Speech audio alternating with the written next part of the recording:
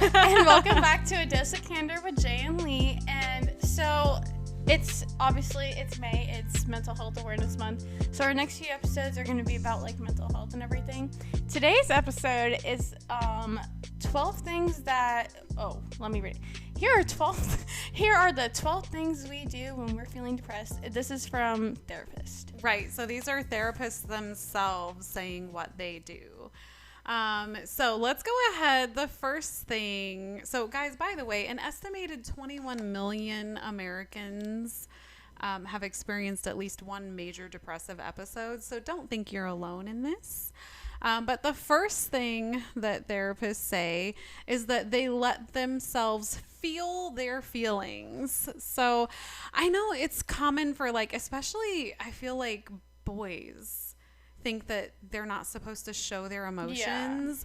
And they're just, supposed to be men and, boys don't cry, stuff like that. Yeah, I think it really depends also how you're raised. Yeah, for sure. But I have always told my kiddos, because I have two boys, I'm like, no, you need to feel those emotions because you need to process them. Yeah. And then you need to process them in a healthy way. I even told you one time, I'm like, I don't want to cry. And you're like, no, you just let it out. You have to. Yeah, you have to feel the feels. They pretty much just say that it's easy to fall into the trap of telling yourself that, you don't deserve to feel so down. But that's when you have to be compassionate with yourself. Yeah. So they say self-compassion looks like being able to acknowledge that right now is a really difficult time and it's valid that you're feeling the way you're feeling. And not only is it valid, but that it's okay to feel the way you're feeling, that you don't have to be hard on yourself for not feeling your best in the moment. So, yeah. Don't bully yourself. Oh, well, I struggle with that. Yeah. Yeah, process those emotions in a healthy way. Is that the second one? Yeah, what's the second one? Wait. Oh, okay. Are we sure? Wait, am I reading the top where it's purple? Yes, yeah. Okay. I had to read that entire thing? No, I summarized some of mine, but you can summarize. Just talk about yours after you say it. Okay. It says they do things they enjoy as a child. Yeah. So they go back to their roots. Yeah. So they're just like what, like coloring and stuff like you did as a child. You can do that now. Sure. Yeah. Maybe they painted as a child. I used to climb trees and stuff. I can't do that. I got stuck in trees. And I used to go bike riding and stuff. So I definitely do like taking my walks. I like to go hiking. I like to be out in nature. So I'll go to some of the preserves around here and go on a hike, or I'll ride my bike around. So yeah. So see, my thing is singing. Oh, yeah. Music is so therapeutic. Oh, yeah, especially because a lot of our songs that we did in choir were very, heartfelt. So it's, a lot of us loved the song because it's, relatable. Yeah. Oh, my God. Do you ever just put on a sad song because it's a sad song and you're feeling sad and you just need to get those emotions out? Yeah, I tried to do that. And then someone, you already know who because you were on the phone for this, was like, no, Jay, we can't put on sad music. Just because you broke your heart doesn't mean we put on sad music. No, you gotta put on happy music. No, so you have to. I was just feeling my sad music. Yeah, you have to feel those emotions. I feel like a lot of my music is very all over the place, but it really it depends on how I'm feeling. So yeah, a lot of my music's sad. Not gonna lie. I know. It's funny because I think we've joked before when we've seen each other's playlists that it's our playlists are a little bipolar, just a little bit. We're either in love, sad, or I don't know, just all over the place, a mess. Yeah. But the next one, so number 3 is that they make reasonable goals for the day. And I can relate to this because there have been times where I am just I'm feeling down or I'm not feeling 100%. And I'm like, oh my gosh, it's a busy day. And I literally have to compartmentalize, and I have to look at my to-do list like one thing at a time, and I'm like, okay, you know what, actually let me just do the most important thing on this list today. I'm like, let me just get this done, and when I get that done, I'm like, okay, now let me go to the next important thing, because there have been days where it's like, okay, no, like I can't do everything I planned on today because I'm just not there. My goal is just surviving the day. But yeah, it's like survive the day as well as you can. But yeah, so it's interesting because yeah, you just want to make those tangible and realistic goals and not overdo it. You know what I mean? Yeah. Okay. This is mine. It says they journal. So I think I journal not as much as I like to. You used to journal all the time. Yeah, I used to journal all the time, and I kind of got out of that habit, but that's just because it's like, I don't know, sometimes it's just like I can't write my feelings out. Mm-hmm. Which my mom, for my birthday, so she obviously got me the It Ends With Us book, but she also got me this book. Yes. First of all, I was asking her if she thinks I have anger issues, because one part of it is like what was it? Like, what makes you angry? How does this make you feel? Yeah. Which I actually do want to fill that book out, because I feel like that would like be much better. But I feel like I should start getting into journaling again. I think when I was journaling, I feel like I was a lot happier when I was journaling. Yeah, I feel like it helped you process your emotions better. Yeah. And I think when you write things down and you look at what you wrote, it makes it feel more real, I want to say, probably. Okay, this is like not kind of with journaling. Something I've seen on TikTok, which I did, is people do this your freshman year, is write a letter to your senior self. Oh, yeah, I've heard of kids doing that, yeah. Yeah, and just, like, write how you're feeling, things that are going on. So I did that. Don't get me wrong, sometimes I'm tempted because I don't remember what I wrote in it, and I'm like, nope, I have to wait till senior year. Yeah, that'll be really cool, though, when you open it. Some people make, actually, like, boxes. Yeah. Mm-hmm. I've seen that, yeah. Let me tell you, I definitely did write my emotions. Well, that's good. All right. So number 5, I resonate with this one. So they prioritize exercise, whether it's a workout class or a short walk. So I literally just said, like, as a kid, I would always be outside. And so when I go back to my roots, I kind of go outside, I hike, I exercise, I go on walks or something. But I was always a runner too. And so, yeah, like whenever I would be dealing with a lot, I usually do choose like some form of exercising because it just clears my mind. I feel like I think things through more and better and rationalize how to react more. Yeah. So, and that does seem to be something that a lot of people say that they do. So it just really helps people.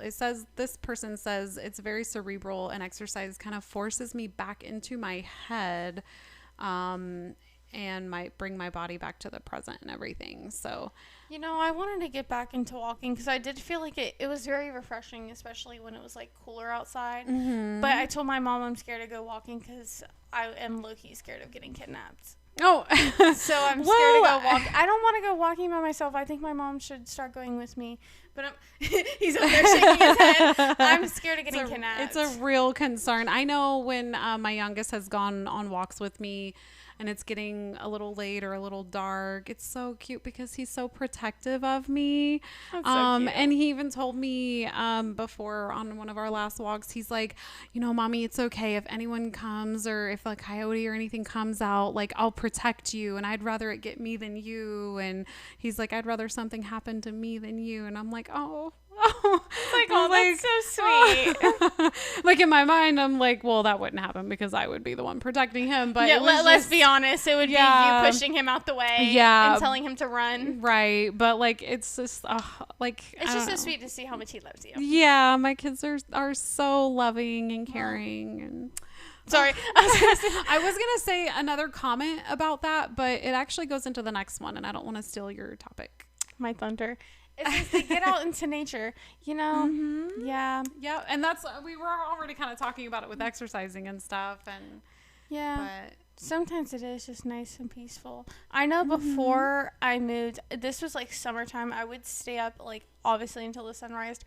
I liked staying up until the sun rises because it's like so pretty and so peaceful in the morning. Yeah. And so, yeah. So are sunsets, though. Sunsets are really beautiful. I grew up in the country in Indiana, and we had like some acreage, and so we had a barn out back. Yeah, if you guys can't tell where she's from. And well, I think we've mentioned it before, actually. You just said you were up from north. Wait, you lived No, up north. I've said before that I'm a Hoosier, so. Well, But if you know anyway, what that is. but it was so great to like just go in the back and like watch the sunsets and stuff. And actually, thinking of that, I won a picture contest when I was in elementary school, because that's the picture that I entered into the contest, was a picture of the sunset in the back. But no, it's very peaceful. Yeah.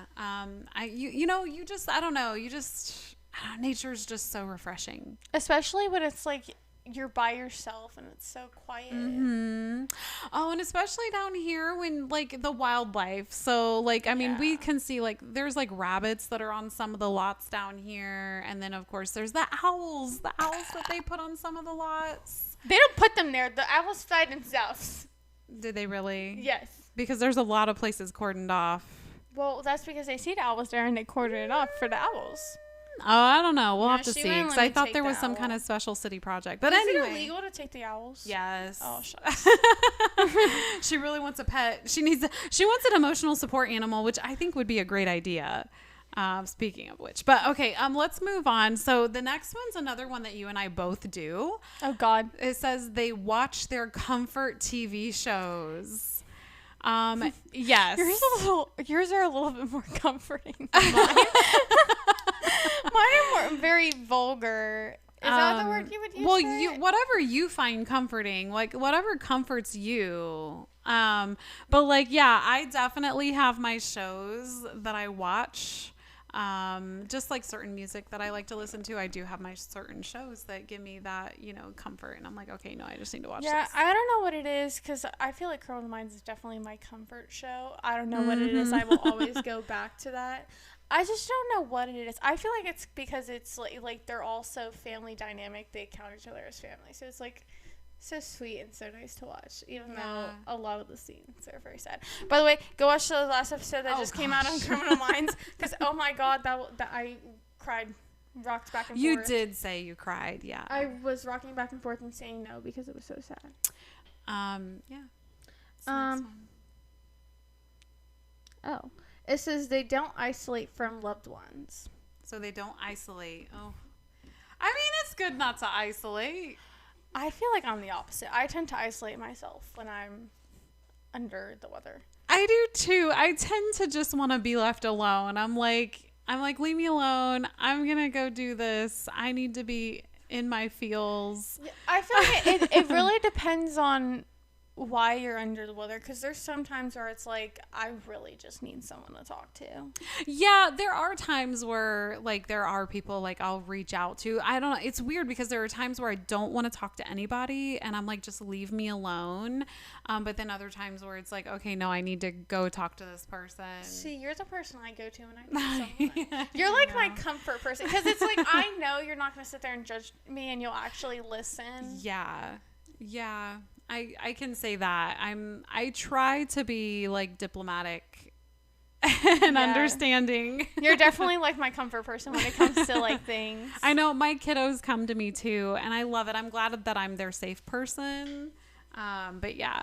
The next one, and speaking of going to someone to talk to, is that they go to therapy themselves. So, which I think is good, which I have heard that before. Therapists going to therapy. Yeah, I have heard that therapists do usually reach out to other therapists when they're getting to kind of a breaking point or something. So that makes sense. I have been to a therapist before, and, when I was like a teenager and there were some family dynamics going on, I really wasn't for it. I had no interest in talking to this stranger. As an adult, when I was going through a divorce, I loved it because I could just kind of let it all out. And you didn't have to hold And yeah, and not worry about like being judged or anything. So, you know, and I loved going to that therapist in particular. But yeah, so it helped. So here's your next ones there. Oh, okay, I just burped. They avoid activities that will make them feel worse. Oh, that's actually so real. I feel like I do avoid things that would make me feel worse. I feel like a lot of the times when I was going through that, like, I want to be myself, I was going through it phases when I was doing cheer. Okay. Yeah. So obviously, you deal with stuff at home and personal things, and then going to cheer, it's like 10 times worse. It's like, why do I want to go somewhere where it's just going to make me feel bad about myself? Well, yeah, I mean, you said that there were a lot of toxic people there. So yeah, it's like avoiding it. Heck, that's why a lot of people will quit their jobs because they're like, no, I just can't. Yeah. But no, so I get it because I've definitely participated in avoidant behavior before because I'm like, no, I just can't right now. So number 11 is that they don't wait for the depression to go away to do the things that will make them feel better. I think that's important because yeah, there have been times where like if I am feeling really down myself, I'm like, okay, no, like I have things that I have to take care of and I have to do, and I've got to get myself up out of the slump. But that's usually when I'll be like, okay, what am I going to enjoy? What's going to make me feel better? And that's usually when I'll like go for a hike or put on music or something that will get me motivated to do what I have to do to set those realistic goals for the day. So I feel like that all ties in right there. Okay. I feel like that's important. They turn to medication when needed. I feel like that's an important one. See, I'm always scared of taking medicine. Even ibuprofen, sometimes I'm like, I don't want to take it. Yeah, I will say that, like, I'm one of those people, I don't like to take medicine unless I, like, absolutely feel like I have to take it, even when it comes to, like, headaches and stuff like that and over-the-counter stuff. But I do feel like there's a big stigma and stereotype on mental health issues and people who need medication. And I don't think there should be. I feel like it's like treating any other physical ailment, you know, like how I have to take medicine for my thyroid now. Yeah. You know, like how people have to take cholesterol medication for their heart. You know what I mean? Like, so I feel like a lot of people won't take medication for mental health issues because of the stigma. But I think that I think it's good that even these professionals are like, hey, like I'm aware that if I need to take a medicine, that I will do that. Well, I know, I'm not going to say who, but someone I know, obviously I'm not going to say their name or who it is or how I know them or anything, but they were saying when they were in school, like when they were in high school, like they would get so anxious that like they would feel lightheaded and everything, that they genuinely thought like they should have been on, like now they think that they should have been on like anxiety meds. Yeah. I've been on anxiety meds before, and it helped tremendously. I literally was having panic attacks in my sleep. So like I literally would wake up and I like at that point my body was so stiff because I hadn't been breathing. And like it would hurt to move at all, and I had to slowly start. But like I literally would wake up because my body was stiff and I wasn't breathing and stuff. Yeah. So my doctor was like, "You're like literally having severe anxiety attacks in your sleep." I remember being in the middle of the school day, 8th grade. You're just having a full blown panic attack. Yeah. So I did take anxiety. And you just thought it was because I didn't eat. Well, because you never ate. That sounds bad. Well, the thing with you though is you'll take one bite of something and be like, I'm full. But I mean, I think it was just nerves and stuff too. Like, yeah. Because it can do a lot. I mean, anxiety and other things can really do a lot. Your fan just scared me. I thought that was a person right there. But no, but I mean, I don't take anxiety medication now. I ended up having to get off of it when we were trying to get pregnant to have the kids. So, but no, I definitely though, like, I am aware though that if I ever feel like I'm having anxiety or any issues to where I might need to get back on that medication, I'm all for it. I've even told my doctors that, you know, hey, like, I don't feel like I need it right now, but if I get to a point, because they've actually suggested it to me again, and they're like, you know, if we feel like this would help, and they're like, but we, you know, yeah, like only if you want to or feel like you need to. And I'm like, I feel like I'm coping well on my own right now. And I'm like, but trust me, I'll take it if you feel like I need it or if I get to that point. But I know my limitations. And I think that's another thing that people need to be aware of, is to just know yourself well enough to know when you need to get that additional help. Yeah. Regardless of the stigma or stereotype or anything or what other people may think. But was there anything else you wanted to add? Get away. I wasn't saying, wait, hold on, that's not good. I just said get away. I was talking to the dog. Talking to the dogs. The dogs that she's constantly threatening to kidnap because she wants one so badly. Yeah. Emotional support pets. Yeah. I need them all. We all have our own, so... So she should get another one for when I come over here and I need an emotional support dog. It's funny because sometimes I feel like I'm giving them more support than they give me sometimes. That's so real, though. No. But all right. Well, our next episode, there's an article about different types of introverts and what type you are, with some questions and stuff. So that's going to be the topic of our next episode to continue the mental health awareness. Otherwise, please feel free to check out our website at adocpodcast.com, as well as all of our social media. We're on Instagram and TikTok, ADOC Podcast. All right. We'll see you guys next time. Bye.